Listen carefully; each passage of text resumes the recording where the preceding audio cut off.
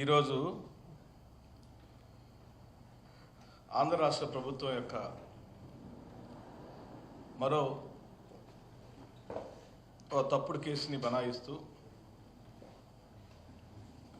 Red book రాజ్యాంగంలో మరో పేజీకి వారు తెరదీశారు. చంద్రబాబు నాయుడు నేతృత్వంలోని కూటమి ప్రభుత్వం కక్షపూరిత రాజకీయాలను కొనసాగిస్తూనే ఉంది. వైఎస్ఆర్ కాంగ్రెస్ పార్టీ హయాంలో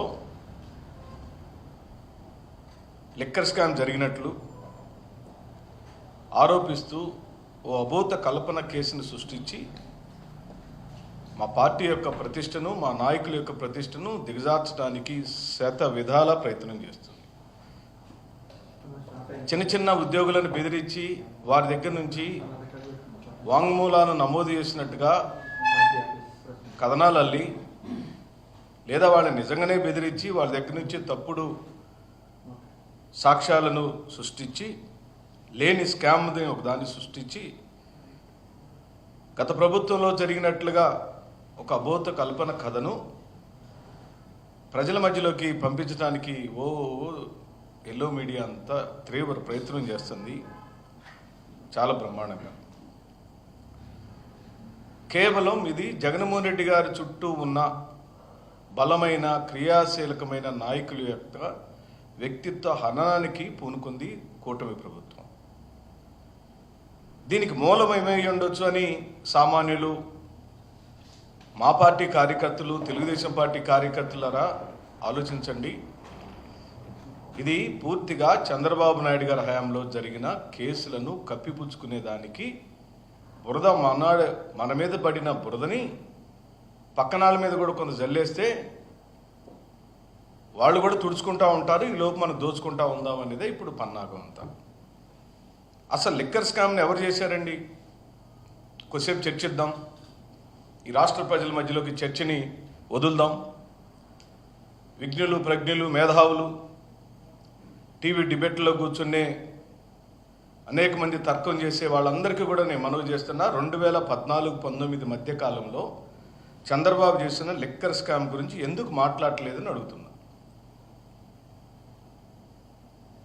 చంద్రబాబు నాయుడు యొక్క హయాంలో లిక్కర్ స్కామ్కు పాల్పడినట్టుగా ఆయనపై ఎఫ్ఐఆర్ నమోదైన మాట వాస్తవమా కాదా?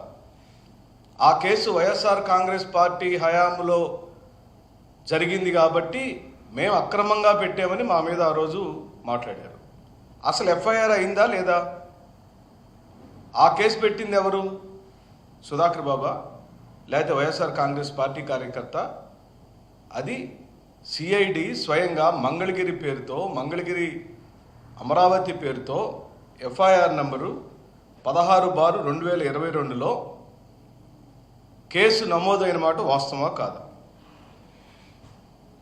మరి ఈ కేసు సంగతి మాట్లాడకుండా ఆ కేసు సంగతి అలాగే ఉంచి ఈ ప్రభుత్వం కొత్త కేసులు బనాయించే కార్యక్రమం ఎందుకు చేస్తుంది?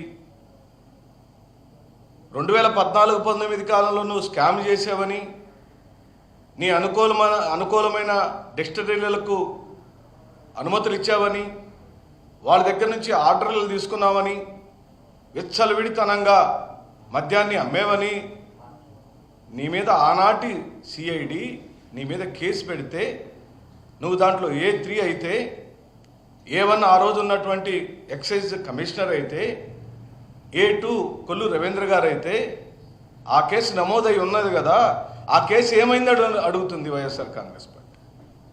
2014-19 మధ్య కాలంలో కుంభకోణానికి సంబంధించి నమోదైన ఈ ఎఫ్ఐఆర్లో A3గా ఉన్న చంద్రబాబు నాయుడు గారిని ఈ రోజు వరకు ఎందుకు ఇప్పుడున్న సిఐడి ప్రశ్నించలేదు? ఆ కేసు సంగతి ఏమైందో ఈ ప్రజలకు చెప్పాలి కదా. నేను సవివరంగా చెబుతున్నా. SPY agro industries, SPY Reddy గారికి సంబంధించిన, నంద్యాల ఎంపీ గారికి సంబంధించిన డిస్టిలరీ, అయ్యన్న పాత్రుడు గారికి చెందిన విశాఖ డిస్టిలరీ,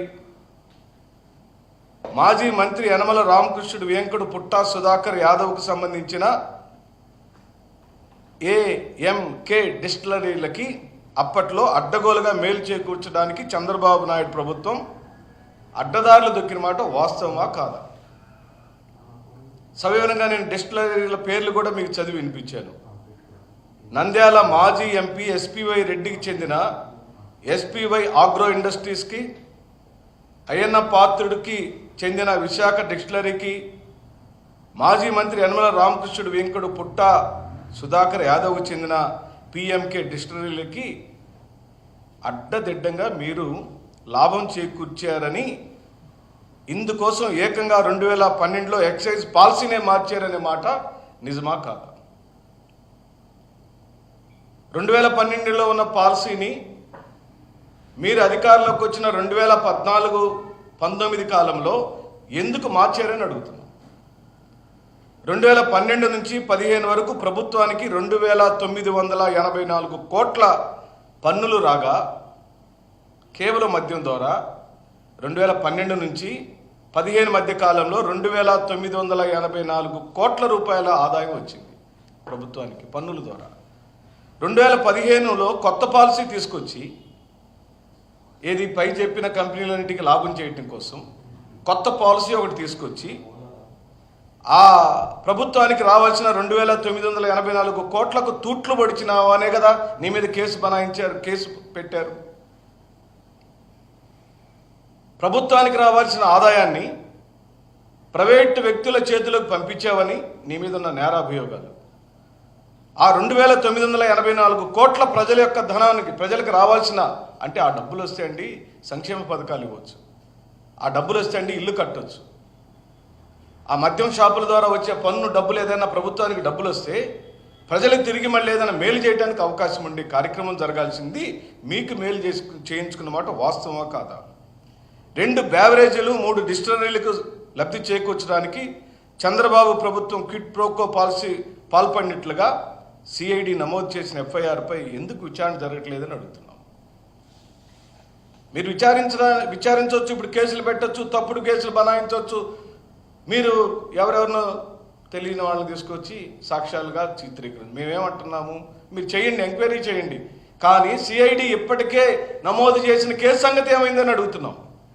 అసలు స్కామ్ జరిగిన 2014-19 కాలాన్ని వదిలేసి లేని స్కామ్ను ఒక దాన్ని సృష్టించి మీ కక్ష సాధింపు చర్యని జగన్మోహన్ రెడ్డి గారి యొక్క స్నేహితులను, జగన్మోహన్ రెడ్డి గారి యొక్క బంధువులను, జగన్మోహన్ రెడ్డి గారికి అండదండలుగా ఉన్న వాళ్ళు ఎవ్వరు కూడా ప్రశాంతంగా ఉండటానికి వీల్లేదు, ఈ రాష్ట్రంలో ఉండటానికి వీల్లేదు, పరారైపోవాలి, దేశ విదేశాలకు వెళ్ళిపోవాలి, అప్పుడు మనం ఇక్కడ తైతక్కలాడాలి. అందుకని వారి చుట్టూ ఉన్న వారి మీద మీరు దాడి చేస్తున్నారని సందర్భంగా నేను మనవి చేస్తూ, టీడీపీ ప్రభుత్వంలో జరిగిన ఈ ఒక్క కుంభకోణం ఫలితంగా రాష్ట్ర ప్రభుత్వానికి సుమారుగా 1300 కోట్ల రూపాయల నష్టం వాటిల్లిందని చెబుతున్నాం. నువ్వు సొంతగా చేసిన, నువ్విచ్చిన ఆదేశాల మేరకు ఆ డిస్టిలరీలకు నువ్వు చేసిన మేళ్ల ఫలం 1300 కోట్ల రూపాయల నష్టం ఈ రాష్ట్ర ప్రజలకు జరిగిందని ఈ సందర్భంగా నేను మనవి చేస్తూ, 2019 ఎన్నికల నోటిఫికేషన్ వచ్చిన రోజు, అప్పటి నుంచి ఎన్నికలు జరిగే మధ్యకాలంలో కొత్త డిస్టిలరీలను మీరు ఎన్ని తీసుకొచ్చారు ఈ రాష్ట్రంలోకి? హడావుడిగా ఎందుకు ఆర్డర్లు ఇచ్చారు? కారణం ఏమిటి? సుధాకర్ బాబు కవిత్వాలు అలిచవడానికి ఏముండదు మిత్రులారా. 2019 ఎన్నికల నోటిఫికేషన్ వచ్చిన రోజు నుండి పోలింగ్ తేదీ వరకు మధ్యలో జరిగిన ఆంధ్ర రాష్ట్ర ప్రభుత్వంచే ఇవ్వబడిన ఆర్డర్లు ఏమేమి ఉన్నాయో అవి రిగ్గు తేల్చమని అడుగుతున్నాం. హడావుడిగా ఎందుకు ఆర్డర్లు ఇవ్వాల్సి వచ్చిందని అడుగుతున్నాం. అవసరానికి మించిన లిక్కర్ కంపెనీలను రాష్ట్రంలోకి ఎందుకు తెచ్చారని అడుగుతున్నాం. నిబంధనలకు విరుద్ధంగా సుమారుగా 70% బ్రాండ్లను కొనుగోలు చేశారు.